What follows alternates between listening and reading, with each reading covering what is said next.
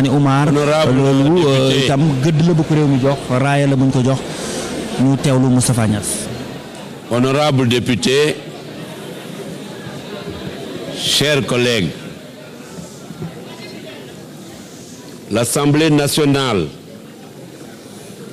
de la 12e législature s'installe ce jour, 30 juillet de l'an de grâce 2012, dans la solennité et dans la rigueur que requiert un tel événement. Tous ensemble, ici et ce matin, unis dans la prière, chrétiens et musulmans, et rassemblés pour l'action, nous marquons ainsi, devant Dieu notre Seigneur et devant les hommes, le début d'une étape nouvelle dans la marche de notre pays, le Sénégal, sur le long chemin de son destin. Ce matin, ce jour, c'est un nouveau rendez-vous que le peuple du Sénégal, à travers la représentation nationale, prend ainsi avec l'histoire. Je suis heureux de vous adresser, avec la plus profonde sincérité, des remerciements chaleureux à chacune et à chacun de vous. Vous m'avez témoigné à l'instant même, par ce vote, votre confiance en m'élisant à la présidence de l'Assemblée nationale. Dans ces remerciements, vous me permettrez de faire une mention particulière pour nos sœurs sénégalaises qui ce jour inaugurent avec nous l'ère de la parité. Je dis bien une mention particulière pour nos sœurs sénégalaises, élues députées à l'Assemblée nationale, qui, ce jour, inaugurent avec nous l'ère de la parité. Je voudrais également, mes chers collègues, vous féliciter toutes et tous pour avoir été choisis par le peuple sénégalais et par le suffrage universel, cristallisant de ce fait l'espoir de nos compatriotes tous ensemble réunis. L'Assemblée nationale est par essence et par vocation un haut lieu du pouvoir législatif. Sous ce regard, l'Assemblée nationale porte et assume la responsabilité du devoir de légiférer, mais aussi du pouvoir, par la force des lois, de contribuer, selon des modalités qui sont prévues par notre Constitution de la République, à accompagner, à favoriser l'avènement d'une société fondée sur le droit, sur les principes de liberté et sur la solidarité qui font la force des nations. Depuis la nuit des temps, mes chers collègues, les communautés humaines, dotées d'intelligence et de créativité opérationnelle, ont ressenti le désir permanent de représentation. Par le phénomène et par les procédures de la délégation de pouvoir, ce pouvoir que nous allons exercer à partir de maintenant nous a été délégué, vous a été délégué par le peuple sénégalais. Cette délégation se traduisant sous le concept et sous le vocable de mission éminente. L'Assemblée nationale du Sénégal, et en particulier celle qui, aujourd'hui, entre dans l'espace et dans le temps de la 12e législature, cette Assemblée-là, elle doit rester dans la vocation pleine d'une institution qui reste constamment à l'écoute du peuple qui a élu ses membres éminents que nous sommes, que vous êtes tous ensemble ici, aujourd'hui, solennellement réunis devant l'histoire. Honorables députés et chers collègues, notre mission est d'écouter. En écoutant, d'entendre.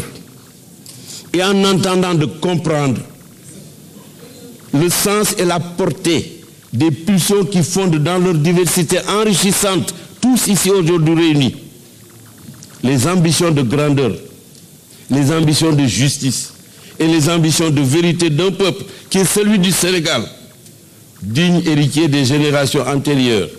Et aussi, il faut le rappeler, dignes héritiers des pères fondateurs, dans ce qu'ils avaient de plus noble dans la pensée, de plus courageux dans l'action, dans une foi inébranlable en Dieu et dans les capacités illimitées du Créateur, convaincus qu'ils ont toujours été, comme nous le sommes aujourd'hui, ici et maintenant, que l'honneur et la dignité n'ont pas de prix pour un Sénégalais ou pour une Sénégalaise, et que l'homme vit depuis toujours, consciemment, pour s'aimer dans le champ de l'effort et par la suite transmettre aux générations à venir des valeurs et des vertus. C'est sous cet éclairage, mes chers collègues, que nous devrions vouloir, et je suis sûr que nous le voulons déjà, être les dignes représentants du peuple sénégalais dans cette enceinte. Nous le ferons dans la solidarité et dans le respect mutuel. Nous sommes tous ici des députés du peuple sénégalais. Toutes tendances, toutes origines, toute coalition, toute formation politique réunie, nous sommes là pour le peuple sénégalais, tous ensemble, entre frères et sœurs.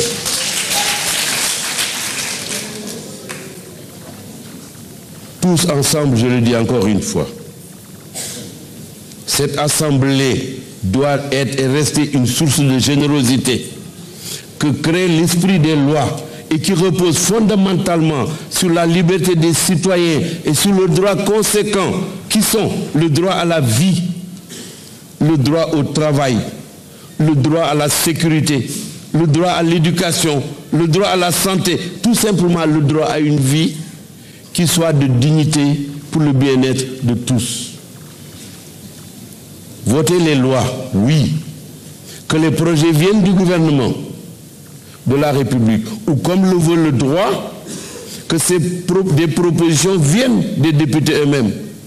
Assurer un contrôle intelligent et organisé de l'action gouvernementale dans un élan concerté et ouvert. Voilà parmi d'autres les missions essentielles de notre institution. Mais l'intelligence humaine est géniale, elle n'a pas de limite.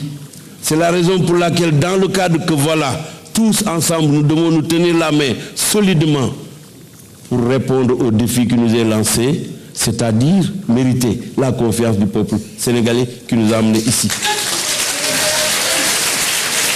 Le développement du Sénégal, la prise en charge des priorités essentielles de nos populations.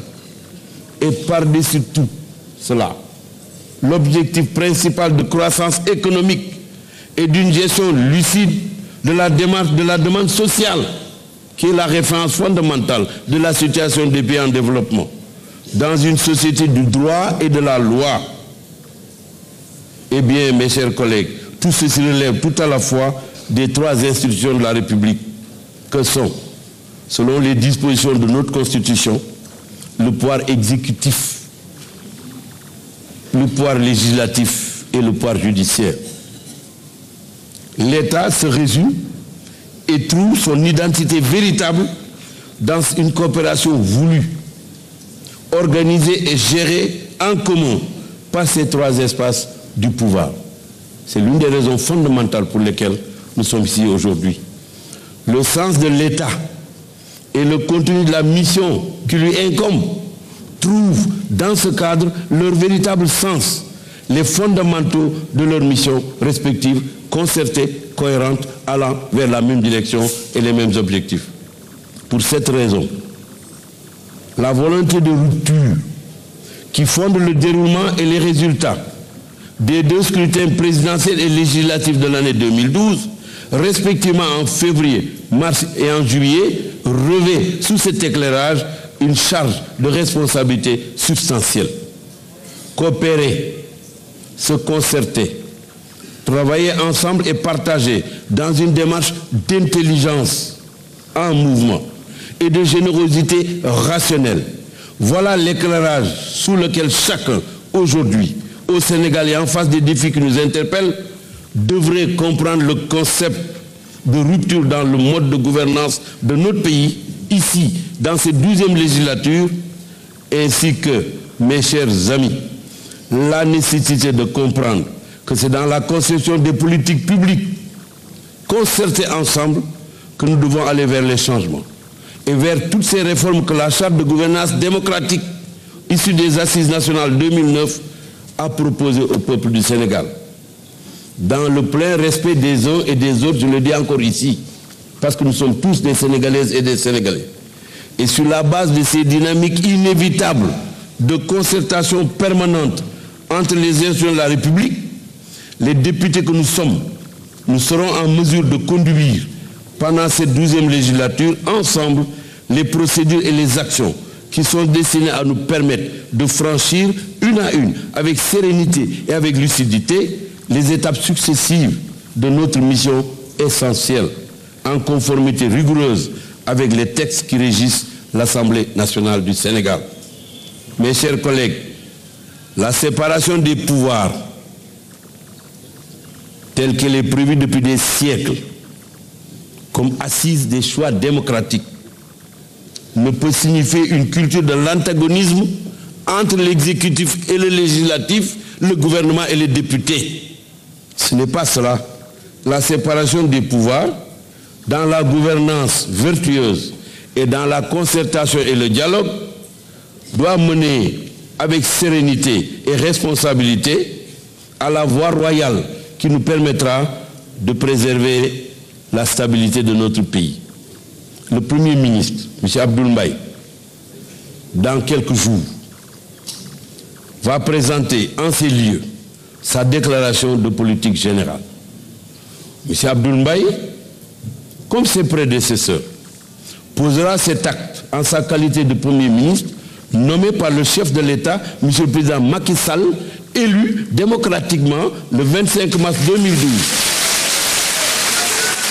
Au suffrage universel par 65,8% de ses concitoyens à la charge de président de la République du Sénégal. Il nous appartiendra à nous députés, et en toute logique, dans la loyauté la plus totale, de faciliter à cet exécutif un accès aux instruments dont il a besoin pour traduire en acte profitable à toute la nation un programme et des projets que le peuple du Sénégal a validés à travers les urnes. La philosophie du contrôle de qualité qui habite le gouvernement autant qu'elle habite l'Assemblée nationale va illustrer ainsi avec éloquence cette option de convergence concertée des efforts devant conduire à la satisfaction des Sénégalais dans la gestion de leur pays, dans la gestion de notre pays commun. Nous devrons donc, mes chers collègues, nous employer à cultiver cette nécessaire solidarité entre les deux pouvoirs, exclusivement en faveur de l'intérêt général, étant entendu que le pouvoir judiciaire, pour ce qui le concerne, assumera pleinement la totalité de ses responsabilités. Mes chers amis, n'est-ce pas vrai que dans cette Assemblée, ceux-là qui ont plébiscité le président Macky Sall le 25 mars 2012, ce sont ceux-là qui ont voté pour les députés de la majorité. Les Sénégalais ont voté ici pour d'autres députés qui ont les mêmes droits et les mêmes obligations que ceux que nous sommes de la majorité présidentielle. Nous sommes ensemble, entre frères, entre sœurs, et nous devons travailler la main dans la main. Le Premier ministre va certainement, quand il va arriver ici, vous le confirmer. Je m'en vais conclure. Honorables députés, mes chers collègues, je veux conclure cette adresse en vous invitant toutes et tous à faire fructifier ensemble le legs multiséculaire de l'arbre à palabres dans toutes ses dimensions, c'est un symbole de l'historicité des choix du peuple sénégalais pour sa liberté, son développement concerté. Ensemble donc, engageons-nous avec résolution et hauteur à élaguer les longueurs inutiles et à prendre soin du feuillage nouveau qui apparaît au premier rayon de ce printemps de la liberté et de la démarche de la démocratie qui s'offre dans notre démarche et de manière lumineuse à l'Assemblée nationale de la 12e législature. C'est ainsi que nous apporterons notre mission devant l'histoire, devant Dieu et devant les hommes dans le combat nouveau pour le développement de notre pays, notre cher Sénégal. Je vous remercie.